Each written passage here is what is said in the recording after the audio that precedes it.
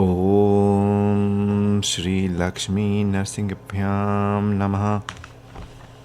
10वां अध्याय श्री नरसिंह पुराण। श्री व्यास जी कहते हैं, सुखदेव इस प्रकार तपस्या द्वारा अपनी मृत्यु को जीतकर प्रशंसित व्रत वाले महाबुद्धिमान मार्कंडेय जी पिता के घर गए। वहाँ भृगु जी के विशेष आग्रह से धर्मपूर्वक विवाह करके उन्होंने विधि के अनुसार वेदशिरा नामक एक पुत्र उत्पन्न किया। तत्पश्चात निर्विकार देवेश्वर भगवान नारायण का यज्ञों द्वारा यजन करते हुए उन्होंने श्राद्ध से पितरों का और अन्नदान से अतिथियों का पूजन किया। इसके बाद पुनः प्रयाग में जाकर वहाँ के श्रेष्ठम तीर्थ त्रिवेणी में स्नान करके महातेजस्वी मार्कंडेय जी अक्षय वट के नीचे तप करने लगे। जिनके कृपा प्रसाद से उन्होंने पूर्व काल में मृत्यु पर विजय प्राप्त की थी, उन्हीं देवादिदेव दर्शन की इच्छा से उन्होंने उत्कृष्ट तपस्या आरंभ की। दीर्घ काल तक केवल वायु पीकर तपस्या द्वारा अपने शरीर को सुखाते हुए वे महातेजस्वी महाबुद्धिमान मार्कंडेय जी एक दिन गंध पुष्प आदि शुभ उपकरणों से भगवान वेणी माधव की आराधना करके उनके सम्मुख स्वस्थ चित्त से खड़े हो गए और हृदय में उन्हीं शंख चक्र गदाधारी गरुड़ ध्वज भगवान विष्णु का ध्यान करते हुए उनकी स्तुति करने लगे। मार्कंडेय जी बोले, नरम नरसिंहम नरनाथम अच्युतम प्रलंबम बाहुम कमलायते क्षणम चितेश्वरम अर्चित पाद पंकजम नमामि विष्णुम पुरुषम पुरातनम। जो भगवान श्रेष्ठ नर नरसिंह और नरनाथ हैं, जिनकी भुजाएं लंबी हैं, नेत्र प्रफुल्ल कमल के समान विशाल हैं तथा चरणारविंद असंख्य भूपतियों द्वारा पूजित हैं, उन पुरातन पुरुष भगवान विष्णु को मैं नमस्कार करता हूँ। जो संसार के पालक हैं, क्षीर समुद्र जिनका निवास स्थान है, जो हाथ में सांग धनुष धारण किए रहते हैं, मुनि वृंद जिनकी वंदना करते हैं, जो लक्ष्मी के पति हैं और लक्ष्मी को निरंतर अपने हृदय में धारण करते हैं, उन सर्व समर्थ सर्वेश्वर अनंत तेजों में भगवान गोविंद को मैं प्रणाम करता हूँ। जो अजन्मा सबके वर्णी जन समुदाय के दुखों का नाश करने वाले गुरु पुराण पुरुषोत्तम एवं सबके स्वामी हैं, सहस्त्रों सूर्यों के समान जिनकी कांति है तथा जो अच्युत रूप स्वरूप हैं, उन आदि माधव भगवान विष्णु को मैं भक्ति भाव से प्रणाम करता हूँ। जो पुण्यात्मा भक्तों के ही समक्ष सगुण साकार रूप से प्रकट होते हैं, सबकी परम गति हैं, भूमि लोक और प्रजाओं के पति हैं, पर अर्थार्थ कारणों के भी परम कारण हैं तथा तीनों लोकों के कर्मों के साक्षी हैं, उन भगवान विष्णु को मैं नमस्कार करता हूँ। जो अनादि विधाता भगवान पूर्व काल में क्षीर समुद्र के भीतर अनंत नामक शेषनाग के शरीर रूपधारी सैया पर सोए थे, क्षीर संधों की तरंगों के जल करणों से अभिषिक्त होने वाले उन लक्ष्मी निवास भगवान केशव को मैं प्रणाम करता हूँ। जिन्होंने नरसिंह स्वरूप धारण किया है, जो महान देवता हैं, मूर दैत्य के शत्रु हैं, मधु तथा कैटप नामक दैत्यों का अंत करने वाले हैं और समस्त लोगों की पीड़ा दूर करने वाले हैं एवं हिरण्यगर्भ हैं, उन भगवान विष्णु को मैं सदा नमस्कार करता हूँ। जो अनंत अव्यक्त इंद्रिय अतीत सर्वव्यापी और अपने विभिन्न रूपों में स्वयं ही प्रतिष्ठित हैं तथा योगेश्वर गण जिनके चरणों में सदा ही मस्तक झुकाते हैं, उन भगवान जनार्दन को मैं भक्तिपूर्वक निरंतर प्रणाम करता हूँ।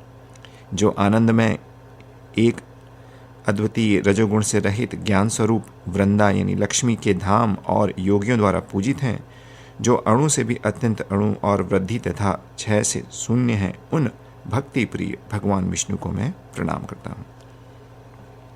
श्री व्यास जी कहते हैं, वत्स इस प्रकार स्तुति समाप्त होने पर उस तीर्थ में तपस्या करने वाले उन महाभाग मार्कंडेय जी से आकाशवाणी ने कहा, ब्राह्मण क्यों क्लेश उठा रहे हो? तुम्हें तो भगवान माधव का दर्शन नहीं हो रहा है। वह तभी तक जब तक तुम समस्त तीर्थों में स्नान नहीं कर लेते। उसके यूं कहने पर महामती मार्कंडेय जी ने समस्त तीर्थों में स्नान किया, परंतु जब फिर दर्शन नहीं हुआ तब उन्होंने आकाशवाणी को लक्ष्य करके कहा, जो कार्य करने से समस्त तीर्थों में स्नान करना सफल होता है अथवा समस्त तीर्थों में स्नान का फल मिल जाता है, वह कार्य मुझे प्रसन्न होकर आप बतलाइए। आप जो भी हों, आपको नमस्कार है। आकाशवाणी ने कहा, विपेंद्र सुव्रत, इस स्तोत्र से प्रभु नारायण का स्तवन करो और किसी उपाय से तुम्हें समस्त तीर्थों का फल नहीं प्राप्त होगा। मार्कंडेय जी बोले, भगवान जिसका जप करने से तीर्थ स्नान का संपूर्ण फल प्राप्त होता है, वह तीर्थ फलदायक स्तोत्र कौन सा है, उसे ही मुझे बताइए। आकाशवाणी ने कहा, जय जय देव देव, जय माधव केशव, जय पद्म पलाशाक्ष, जय गोविंद गोपते, जय जय पद्मनाभ, जय वैकुंठ वामन, जय पद्म ऋषिकेश, जय दामोदर अच्युत, जय पद्मेश्वरानंत अनंत, जय लोक गुरु, जय जय शंख गदा पाणे, जय भूधर शूकर, जय यज्ञेश वारा, जय भूधर भूमि, जय योगेश योग, जय योग प्रवर्तक, जय योग प्रवर्तक, जय धर्म प्रवर्तक, कृत प्रिय, जय जय यज्ञेश यज्ञांग, जय जय वंदित सद्विद द्विज, जय नारद सिद्धिद, जय पुण्यवताम गे, जय वैदिक भाजन, जय जय चतुर्भुज, श्री जयदेव, जय दैत्य भयावह, जय सर्वज्ञ सर्वात्मनम, जय शंकर शाश्वत, जय विष्णु महादेव, जय नित्य मधोक्षज, प्रसादम कुरु देवेश, दर्श्याद स्वकाम तनुम। श्री व्यास जी कहते हैं, सुखदेव आकाशवाणी के कथन अनुसार जब बुद्धिमान मार्कंडेय जी ने इस प्रकार भगवान नामों का कीर्तन किया, तब पीताम्बरधारी भगवान जनार्दन वहां प्रकट हो गए। वे सनातन भगवान विष्णु हाथ में शंख चक्र गदा लिए समस्त आभूषणों से भूषित हो अपने तेज से संपूर्ण दिशाओं को प्रकाशित कर रहे थे। भृगुवंश को आनंदित करने वाले मार्कंडेय जी ने भगवान को, जिनका दर्शन चिरकाल से प्रार्थित था, सहसा सामने प्रकट हुआ देख भक्ति विवश हो भूमि पर मस्तक रखकर प्रणाम किया। भूमि पर गिर गिर कर बारंबार साष्टांग प्रणाम करके खड़े हो महामना मार्कंडेय दोनों हाथ जोड़कर सामने उपस्थित हुए भगवान की इस प्रकार स्तुति करने लगे। मार्कंडेय जी बोले, महामना महाकाय महामते महादेव महायशस्वी देवादिदेव, आपको नमस्कार है। ब्रह्मा इंद्र चंद्रमा तथा रुद्र निरंतर आपके युगल चरणारविंद की अर्चना करते हैं। आपके हाथ में शोभाशाली कमल सुशोभित होता है। आपने दैत्यों के शरीरों को मसल डाला, आपको नमस्कार है। आप अनंत नाम से विख्यात शेषनाग के शरीर की सैया को अपने संपूर्ण अंग समर्पित कर देते हैं, उसी पर शयन करते हैं। सनक सनंदन और सनत कुमार आदि योगीजन अपने नेत्रों की दृष्टि को नासिका के अग्रभाग पर सुस्थिर करके नित्य निरंतर जिस मोक्ष तत्व का चिंतन करते हैं वह आप ही हैं। गंधर्व विद्याधर यक्ष किन्नर और किमपुरुष प्रतिदिन आपके ही दिव्य सुयस का गान करते रहते हैं। नरसिंह नारायण पद्मनाभ गोविंद गिरी राज गोवर्धन की कंदरा में कीड़ा विश्राम आदि के लिए निवास करने वाले योगीश्वर देवेश्वर जलेश्वर और महेश्वर, आपको नमस्कार है। योगधर महामायाधर विद्याधर यशोधर कीर्तिधर सत्व आदि तीनों गुणों के आश्रय त्रितत्वधारी तथा गाहर पत्यादि तीनों अग्नियों को धारण करने वाले देव, आपको प्रणाम है। आप ऋक् साम और यजुस इन तीनों वेदों के परम प्रतिपाद त्रिनिकेत त्रिसुपर्ण मंत्र रूप और त्रिदंडधारी हैं, ऐसे आपको प्रणाम है। स्निग्ध मेघ की आभा के सदृश सुंदर श्याम कांति से शोभित पीताम्बरधारी किरीट वलय केयूर और हारों में जटित मणिरत्नों की किरणों से समस्त दिशाओं को प्रकाशित करने वाले नारायण देव, आपको नमस्कार है। सुवर्ण और मणियों से बने हुए कुंडलों द्वारा अलंकृत कपोलों वाले मधुसूदन विश्वमूर्ति, आपको प्रणाम है। लोकनाथ यज्ञेश्वर यज्ञप्रिय तेजोमय भक्ति प्रिय वासुदेव पाप हारिन आराध्य देव पुरुषोत्तम, आपको नमस्कार है। श्री व्यास जी बोले, इस प्रकार स्तवन सुनकर देवदेव भगवान जनार्दन ने प्रसन्नचित होकर मार्कंडेय जी से कहा।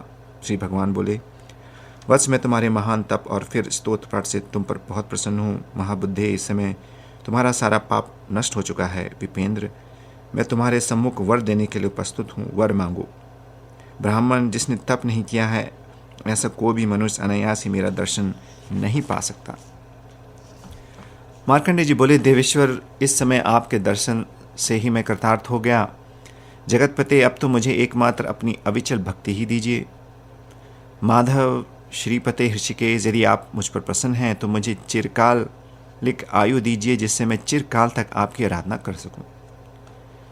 श्री भगवान बोले, मृत्यु को तो तुम पहले ही जीत चुके हो, अब चिरकाल आयु भी तुम्हें प्राप्त हुई, साथ ही मेरी मुक्तिदायिनी अविचल वैष्णवी भक्ति भी तुम्हें प्राप्त हो। महाभाग, यह तीर्थ आज से तुम्हारे ही नाम से विख्यात होगा।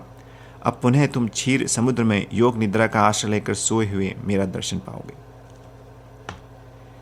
श्री व्यास जी बोले, यूँ कहकर कमल लोचन भगवान विष्णु वहीं अदृश्य हो गए।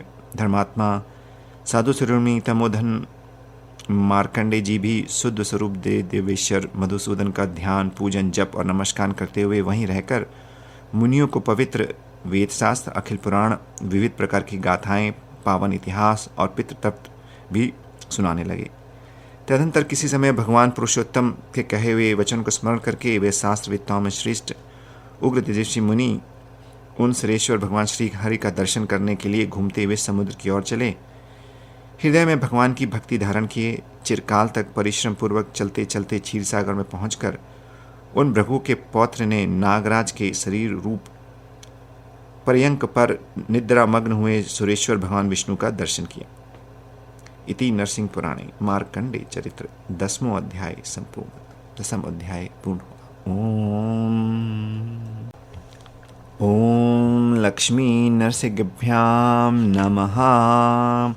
श्री नरसिंह पुराण 11वां अध्याय।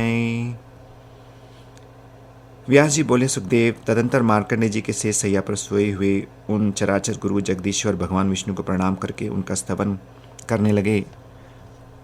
मार्कंडे जी बोले, प्रसीद भगवान विष्णु, प्रसीद पुरुषोत्तम, प्रसीद देव देवेश, प्रसीद गरुड़ ध्वज, प्रसीद विष्णु लक्ष्मीश, प्रसीद धरणीधर, प्रसीद लोकनाथाद्य, प्रसीद परमेश्वर, प्रसीद सर्वदेवेश, प्रसीद कमलेक्षण, प्रसीद मंदरधर, प्रसीद मधुसूदन, प्रसीद शुभ गाकांत, प्रसीद भुवनाधिप, प्रसीदाध्य महादेव, प्रसीद मम केशव। जय कृष्ण, जय अचिंत, जय विष्णु, जय अव्यय, जय विश्व, जय अव्यक्त, जय विष्णु नमस्तुते। जय देव, जया जय, जय सत्य, जयाक्षर, जय काल, जय शान, जय सर्व नमस्तुते। जय यज्ञपते नाथ, जय विश्वपते विभो, जय भूतपते नाथ, जय सर्वपते विभो, जय विश्वपते नाथ, जय दक्ष नमस्तुते। जय पाप हर अनंत, जय जन्म जरापह, जय भद्रातित भद्रेश, जय भद्र नमस्तुते। जय कामद काकुस्त तस्थ, जय मानद माधव, जय शंकर देवेश, जय श्रीश नमस्तुते। जय कुंकुम मरकाभ, जय पंकज लोचन, जय चंदन लिप्तांग, जय राम नमस्तुते। जय देव जगन्नाथ, जय देवकी नंदन, जय सर्व गुरु गे, जय शंभु नमस्तुते। जय सुंदर पद्माभ, जय सुंदरी वल्लभ, जय सुंदर सर्वांग, जय वंद नमस्तुते। जय सर्वत सर्वेश, जय सर्मद शाश्वत, जय कामद भक्तानाम प्रभ विष्णु नमस्तुते। नमः कमल नाभाय, नमः कमल मालिने, लोकनाथ नमस्तेस्तु, वीरभद्र नमस्तुते। नमस्त्रैलोकनाथाय, चतुर्मूर्ति जगतपते, नमो देवाधिदेवाय, नमो नारायण ते। नमस्ते वासुदेवाय, नमस्ते पीतवाससे, नमस्ते नरसिंहाय, नमस्ते सांग धारणे, नमः कृष्णाय रामाय, नमश्चक्राय आयुधाय च, नमः शिवाय देवाय, नमस्ते भुवनेश्वर। नमो वेदांत वेद्याय, नमो अनंताय विष्णवे, नमस्ते सकलाध्यक्ष, नमस्ते श्रीधर अच्युत। लोकाध्यक्ष जगतपूज्य परमात्मन नमस्तुते।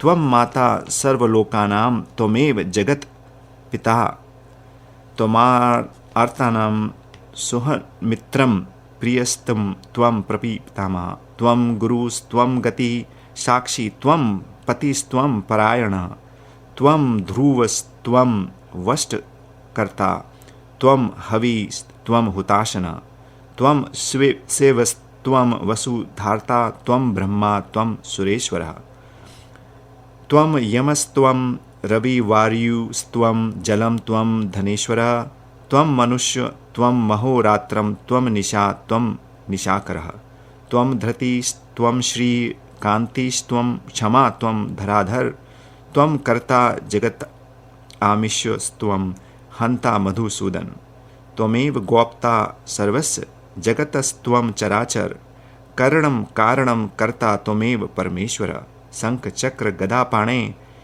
भो समुद्धर माधव प्रिय पद्मलाक्षक्ष शेष पर्यंक शायिनीं त्वमेव भक्त्या सततं नमामि पुरुषोत्तम श्रीवत्सांगं जगद्विजं श्यामलं कमलेक्षणं नमामि ते वपुर्देव कलिक कल्म नाशनम लक्ष्मीधर मुदारंगम दिव्यमाला विभूषितम चारुपृष्ठम महाबाहुम चारुभूषण भूषितम पद्मनाभम विशालाक्षम पद्मपत्र निभेक्षणम दीर्घतुंग महाघ्राणम नीलजीमूत सनिभम दीर्घबाहुम सुगुप्तांग रत्नहारोज्वलो रसम सुभ्रुललाट मुकुटम स्निग्धदंतं सुलोचनम चारुबाहुम सुताम्रोष्ठम रत्नोज्वलित कुंडलम व्रतकंठम सुपिनासम सरसम श्रीधरम हरिम सुकुमारमजम नित्यम नीलकुंचित मूर्धजम उन्नतासम महोरस्कम कर्णांत लोचनम हेमार विंद वदनम मिंदिरायमीश्वरम सबलोक विधातारम सर्वपापरम हरिम सर्वलक्षण संपन्नम सर्वसत्व मनोरमम विष्णुम अच्युत मीशानम अनंतम पुरुषोत्तमम नतो अस्मि मनसा नित्यम नारायण मनामयम वरदम कामदम कांतमनंतम शून्यतम शिवम नमामि शिरसा विष्णु सदा त्वं भक्तवत्सल अस्मिन्नेकारणमे घोरे वायुस्कम्भ चंचले अनंत भोग शयने सहस्त्र फण शोभिते विचित्र शयने रम्ये सेविते मंद वायुना भुज पंचर रस संक्त कमलालोय सेवितम इह त्वाम मनसा सर्वमिदानीम दृष्टवानहम। मार्कंडेय जी कहते हैं, इस समय आपकी माया से मोहित होकर मैं अत्यंत दुख से पीड़ित हो रहा हूँ। दुख रूपी पंख से भरे हुए व्याधिपूर्ण एवं अवलंब सुन इस एकारणों में समस्त स्थावर जंगम नष्ट हो चुके हैं। सब और शून्य में अपार अंधकार छाया हुआ है। मैं इसके भीतर शीत, आतप, जरा, रोग, शोक और तृष्णा आदि के द्वारा सदा चिरकाल से अत्यंत कष्ट पा रहा हूँ। तात अच्युत, इस भव सागर में शोक और मोह रूपी ग्रह से ग्रस्त होकर भटकता हुआ आज मैं यहाँ देववश आपके चरण कमलों के निकट आ पहुँचा हूँ। इस महाभयानक दुस्तर एकारणों में बहुत काल तक भटकते रहने के कारण दुख पीड़ित एवं थका हुआ मैं आज आपकी शरण में आया हूँ।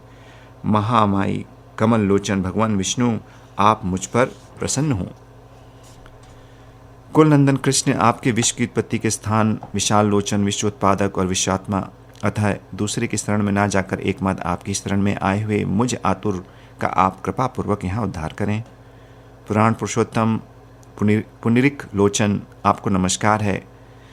कज्जल के समान श्याम कांति वाले ऋषिकेश, माया के आश्रयभूत महेश्वर, आपको नमस्कार है। महाबहो, संसार सागर में डूबे हुए शरणागत का उद्धार कर दें। वरदाता ईश्वर गोविंद, क्लेश रूपी महान ग्रहों से भरे हुए दुख और क्लेशों से युक्त दुस्तर एवं गहरे भव सागर में गिरे हुए मुझ दीन अनाथ एवं कृपण का उद्धार करें। त्रिभुवननाथ विष्णु और धरणीधर अनंत को नमस्कार है। देव देव श्री वल्लभ, आपको बारंबार नमस्कार है।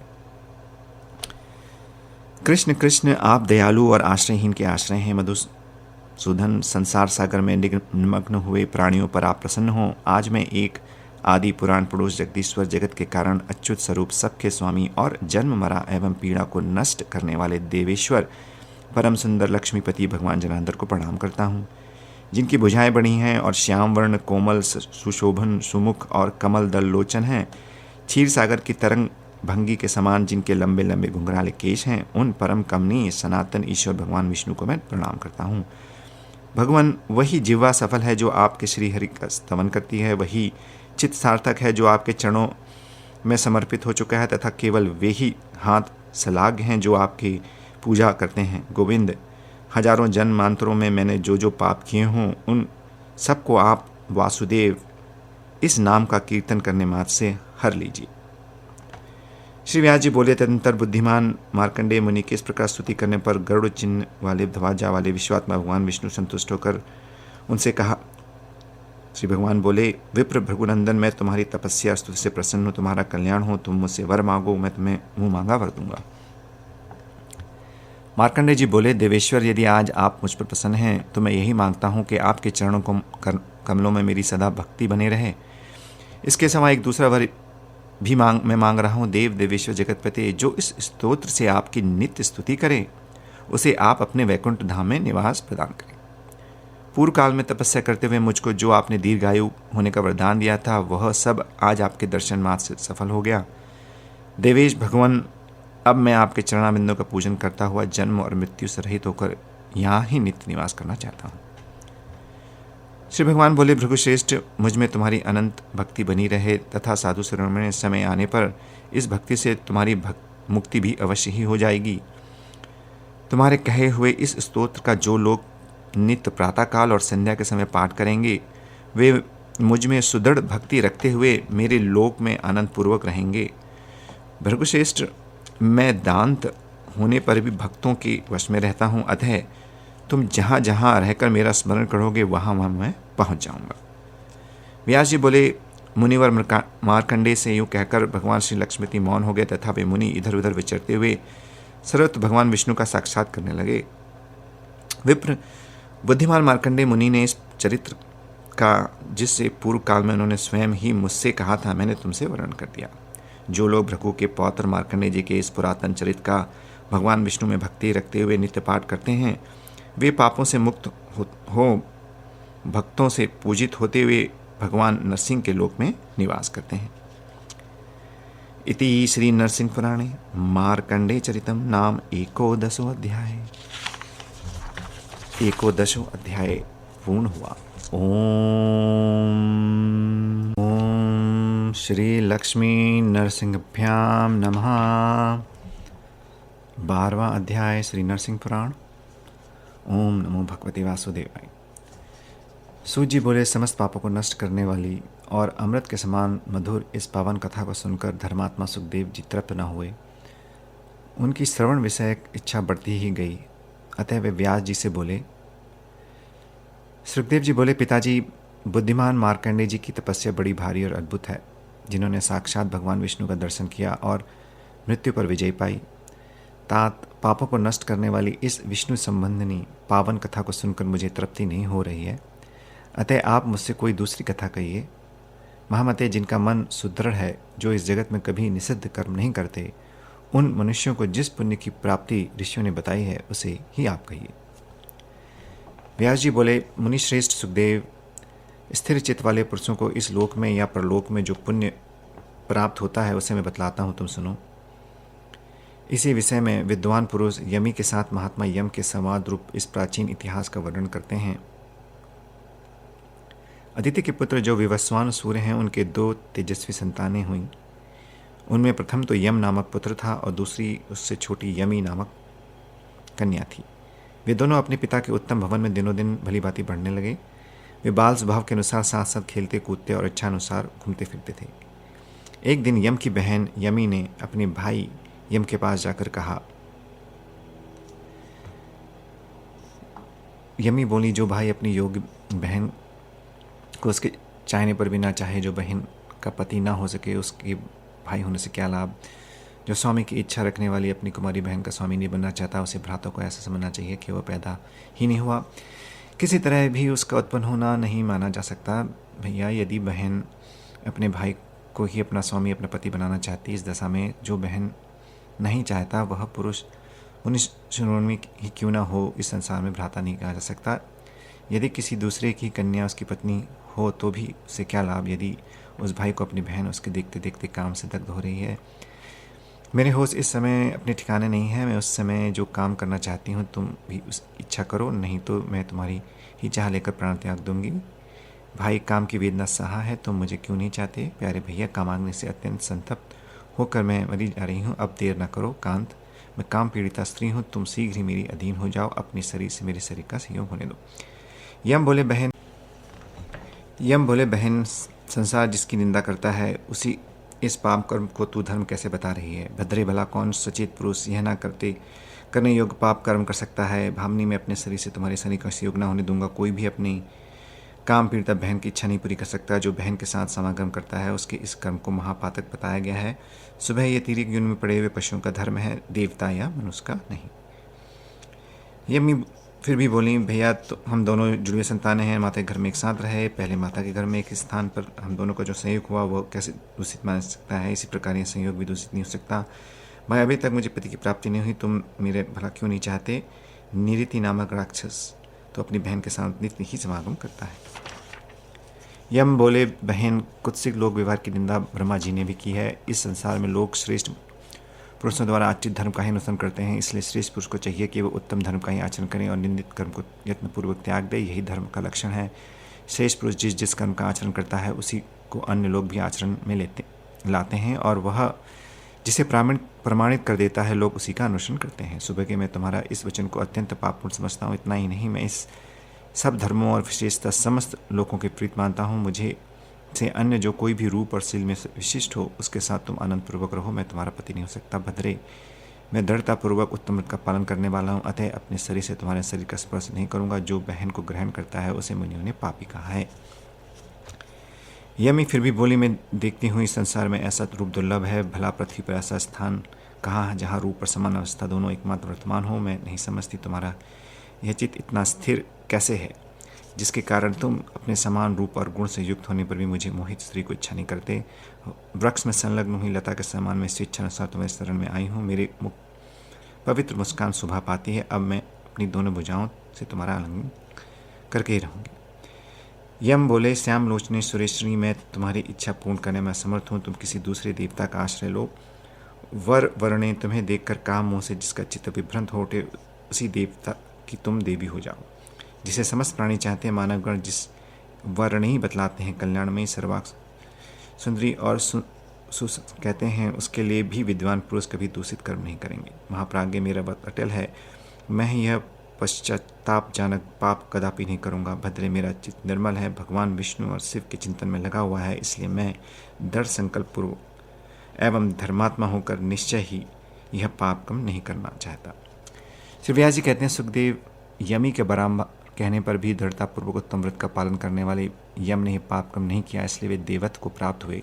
इस प्रकार स्थिर चित्त होकर पाप न करने वाले मनुष्यों के लिए अनंत पुण्य फल की प्राप्ति बतलाई गई है। ऐसे लोगों को स्वर्ग रूप फल उपलब्ध होता है। यह यमी का उपाख्यान जो प्राचीन एवं सनातन इतिहास है, सब पापों को दूर करने वाला और पवित्र है। असूया त्याग कर इसका श्रवण करना चाहिए। जो ब्राह्मण देव या पितृ सदा इसका पाठ करता है उसके पितृगण पूर्णतः तृप्त होते हैं, उन्हें कभी यमराज के भवन में प्रवेश नहीं करना पड़ता।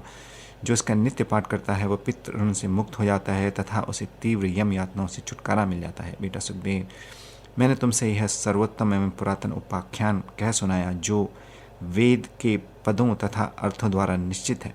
इसका पाठ करने पर यह सदा ही मनुष्यों का पाप हर लेता है। मुझे बताओ अब मैं तुम्हें और क्या सुनाऊं। इति श्री नरसिंह पुराणे यमी यम संवादे नाम 12 अध्याय पूर्ण। 12वां अध्याय पूर्ण हुआ। ओम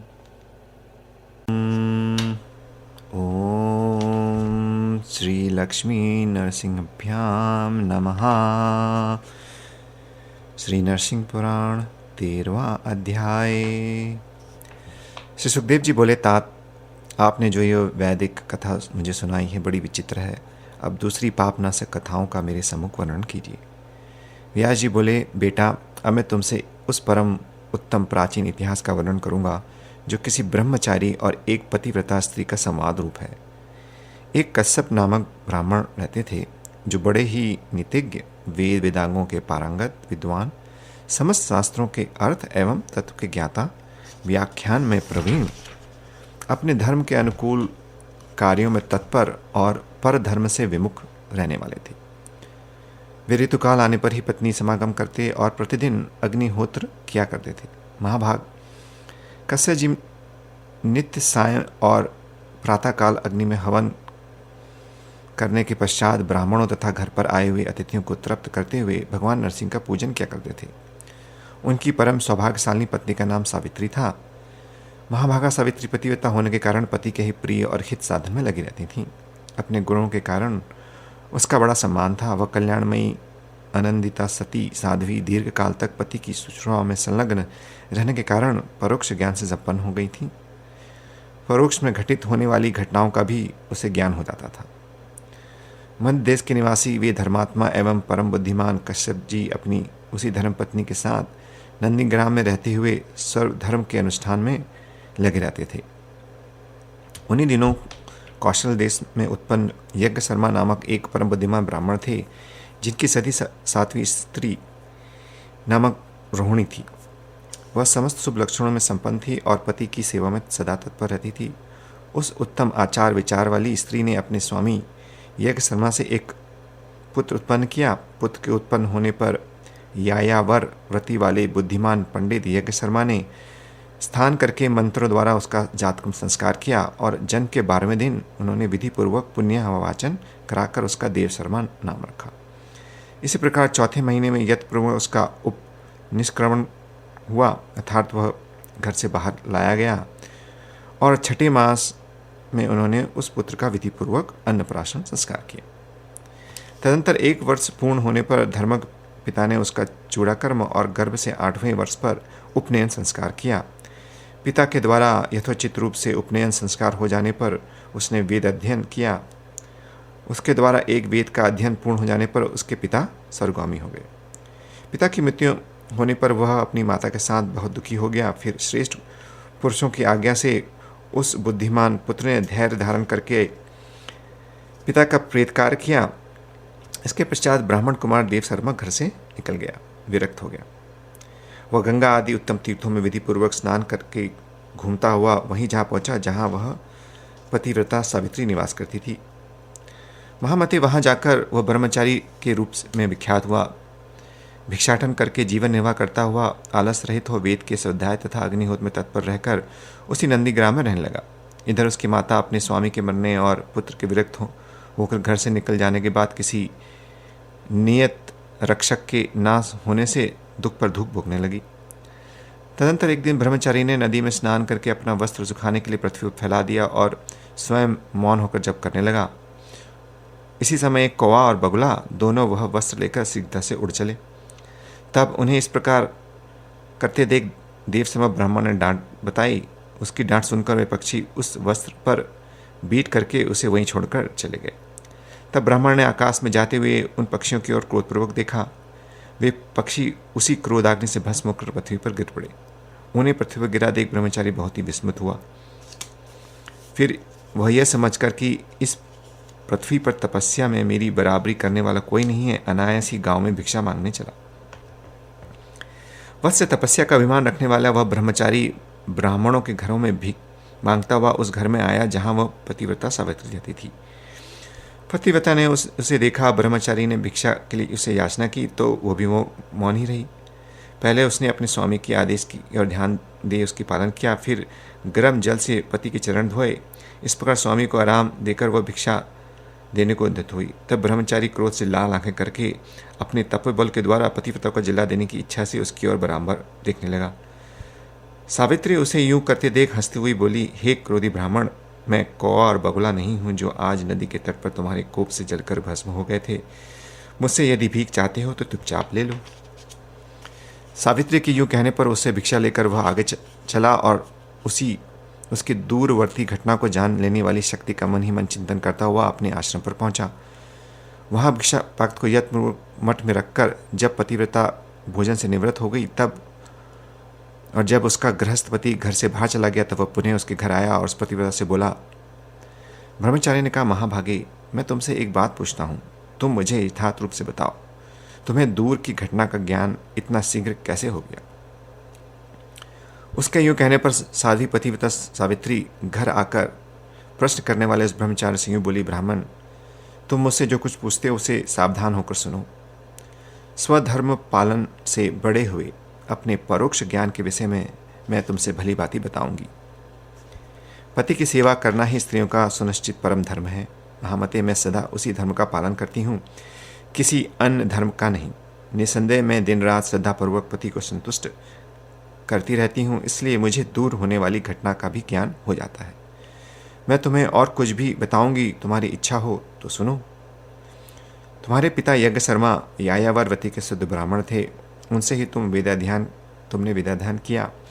पिता के मर जाने पर उनका प्रेतकार करके तुम यहाँ चले आए। दीन अवस्था में पड़कर कष्ट भोगती हुई उस अनाथ विधवा वृद्धा माता की देखभाल छोड़कर तुम यहाँ रोज अपना ही पेट भरने में लगे हुए हो। ब्राह्मण जिसने पहले तुम्हें घर में धारण किया और जन्म के बाद तुम्हारा लालन पालन किया, उसे असहाय अवस्था में छोड़कर वन में धर्म आचरण करते हुए तुम्हें लज्जा नहीं आती।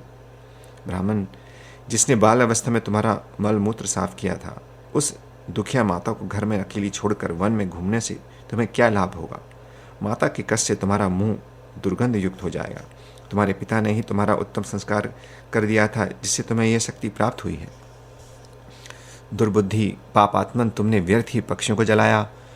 इस समय तुम्हारा किया हुआ स्नान, तीर्थ सेवन, जप और होम सब व्यर्थ है। ब्राह्मण जिसकी माता अत्यंत दुख में पड़ी हो, वह व्यर्थ ही जीवन धारण करता है। जो पुत्र माता पर दया करके भक्तिपूर्वक निरंतर उसकी रक्षा करता है, उसका किया हुआ सब कर्म यहाँ और परलोक में भी फलप्रद होता है। ब्राह्मण जिन उत्तम पुरुषों ने माता के वचन का पालन किया है, वे इस लोक और परलोक में भी माननीय तथा नमस्कार के योग्य हैं। अतः जहाँ तुम्हारी माता है, वहाँ जाकर उसके जीते जी उसकी रक्षा करो। उसकी रक्षा करने नहीं तुम्हारे लिए परम तपस्या है। इस क्रोध को त्याग दो, क्योंकि यह तुम्हारे दृष्ट और अदृष्ट सभी कर्मों को नष्ट करने वाला है। उन पक्षियों की हत्या के पाप से अपनी शुद्धि के लिए तुम प्रायश्चित करो। यह सब मैंने तुमसे यथार्थ बातें कही हैं। ब्रह्मचारिण, यदि तुम सत्पुरुषों की गति को प्राप्त करना चाहते हो तो मेरे कहे अनुसार करो।